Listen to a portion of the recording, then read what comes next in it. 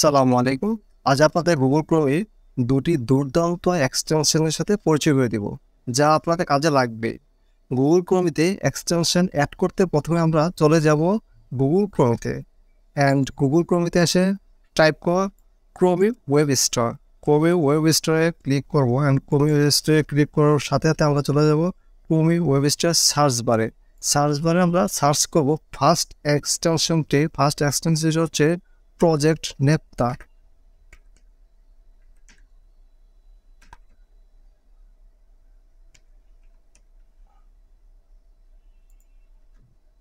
Project নেপথা and click করব। যে first যে প্রজেক্ট নেপথা পাচ্ছে সেখানে আমরা ক্লিক করব। ক্লিক করে আমরা দেখতে পাচ্ছি add to Chrome. Add to ক্রোমিতে ক্লিক করব অ্যান্ড অ্যাড এক্সটেনশন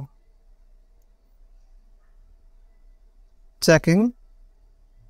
আর আমরা এখানে এক্সটেনশনটি অ্যাড হয়ে গেছে, অ্যান্ড আমরা এখন চলে যাব আমাদের স্ক্রিনের এক্সটেনশন যে আইকনটি রয়েছে সেখানে প্রবেশ করবো। সেখানে প্রবেশ করবো, দেখতে পাচ্ছি যে কিছু এক্সটেনশন আগের থেকে আমাদের ইনস্টল করা রয়েছে, অ্যাড করা রয়েছে। আর সেখানে এই যে আমরা দেখতে পাচ্ছি ব্লু কালার যে পিনগুলো রয়েছে সেটা আমাদের অন করা রয়েছে। আর সেখানে আমরা যদি অন না করে দিই তখন এটা কাজ করবে না, এক্সটেনশনটি কাজ করবে না। এক্সটেনশনটি কাজ করাতে হলে আমরা এক্সটেনশনটি অন করে নিতে হবে। তো অন করার জন্য আমরা ক্লিক করবো।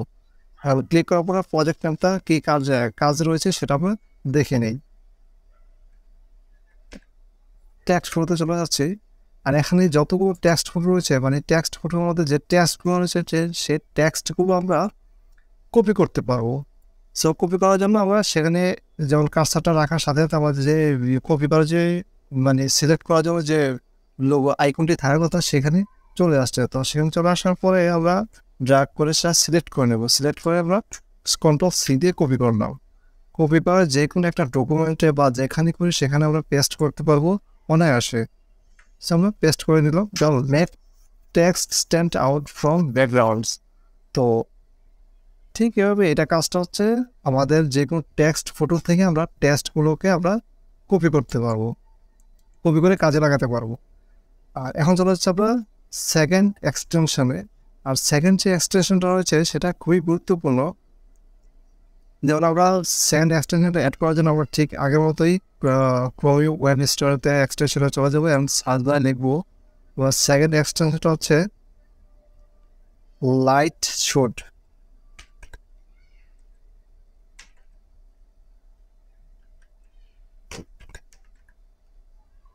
লাইটশটে ক্লিক করবো। অ্যাড ক্লিক করে দেখতে হবে ফার্স্ট যে লাইটশট স্ক্রিনশট টুল সেটাতে আমরা ক্লিক করবো। আর এখানে ক্লিক করার সাথে সাথে আমরা অ্যাড টু ক্রোমি ঠিক পরে আবার ক্লিক করবো, অ্যাড এক্সটেনশন। তো অবশ্যই ক্লিক করার সাথে সাথে এটা অ্যাড হয়ে যায়, সেখানে কোনো লোডিং নেই না। আর এখানে আমরা দেখতে পাচ্ছি ঠিক পুনরায় আগের মতো আমরা দেখতে পাচ্ছি যে এই এক্সটেনশনের আইকনের ভিতরে গিয়ে এই লাইট শট, যেমন এটা আমরা অন করেছিলাম তাই প্রজেক্ট নেপথাটা কাজ করতে পেরেছি। ঠিক ততটুকু আমরা লাইট শটটাকে আমরা অন করে দিতে হবে। অন করলে আমরা এখন সেটা কাজ করতে পারবো। তো কাজ করে যদি আমরা অবশ্যই অন্য কোনো স্থানে যাই না, এখানে দেখে দিচ্ছি সেটা কাজটাকে। আমরা মূলত এই ক্লিক করলাম, অ্যান্ড যদি মনে হয় যে আমরা অবশ্যই এটা যে কাজটা করি সেটা হচ্ছে যদি কোনো ক্লায়েন্ট আমাদেরকে মানে টেক্সট দিচ্ছে বা ইনস্ট্রাকশন দিচ্ছে বা ফটোর মধ্যে কোনো একটা প্রবলেম, এই প্রবলেমটা উনি ইন্ডিকেট করে দিয়েছে যে আমরা এটার জন্য এই কাজটা করি, মানে উনি ইন্ডিকেট করে দিয়েছেন।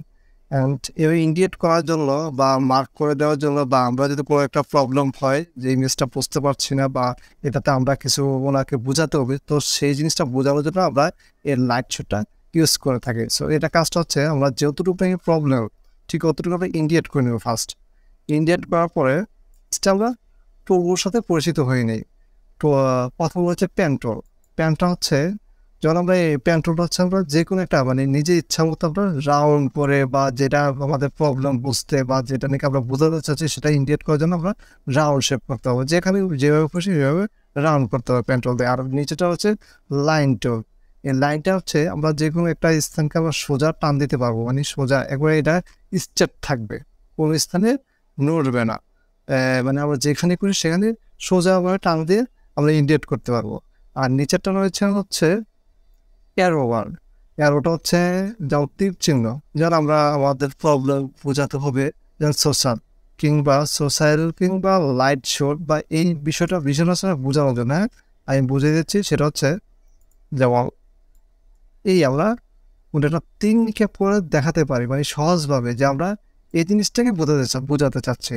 আর নিচে রয়েছে যে রেক্ট্যাঙ্গল হচ্ছে আমাদের মানে চতুর্ভুজ আকারে, এটা চতুর্ভুজ আকারে ইন্ডিকেট করার সহায়তা করে। তো আমরা চতুর্ভুজ আকারে ইন্ডিকেট করছি, যতটা খুশি যেখানে খুশি সেখানেই, মানে যেটা প্রবলেম ঠিক অতটাই আমরা ইন্ডিকেট করতে পারছি। আর নিচে রয়েছে মার্কারটা হচ্ছে আমাদের লেখাটার উপর একটা মার্ক পড়বে, মানে এটা হাইলাইট করে দিচ্ছে যে আমরা কোন লেখাটা বা কোন স্থানটা আমাদের প্রবলেম বা কোনটা আমরা বোঝাতে চাচ্ছি সেটাকে হাইলাইট করার জন্য এই মার্কারটা ইউজ করা হয়। আর নিচে রয়েছে টেক্সট।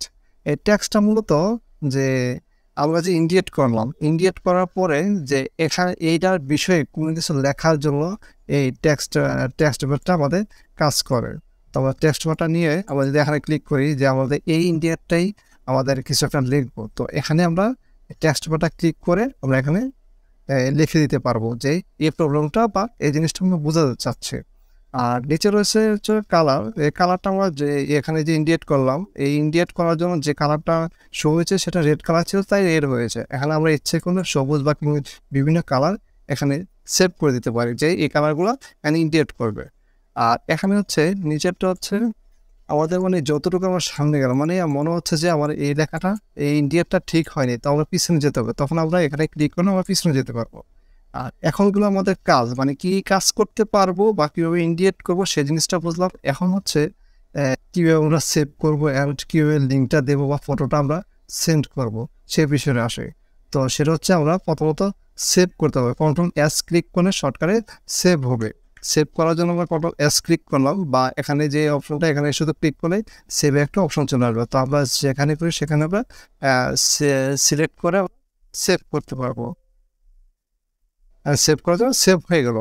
আর এখানে কন্ট্রোল S দিলেও সেভ হবে। আমরা এটা কপি করে যে কোনো সাইটে বা ওয়েব বা ফেসবুক বা যে কোনো মেসেঞ্জার বা যে কোনো স্থানে আমরা এটা পোস্ট করতে হবে। কন্ট্রোল C অ্যান্ড ওই স্থানে গিয়ে যেখানে আমরা টেস্ট করি বা সেখানে শুধু কন্ট্রোল V দিলে সেটা প্রিন্ট হয়ে যাবে।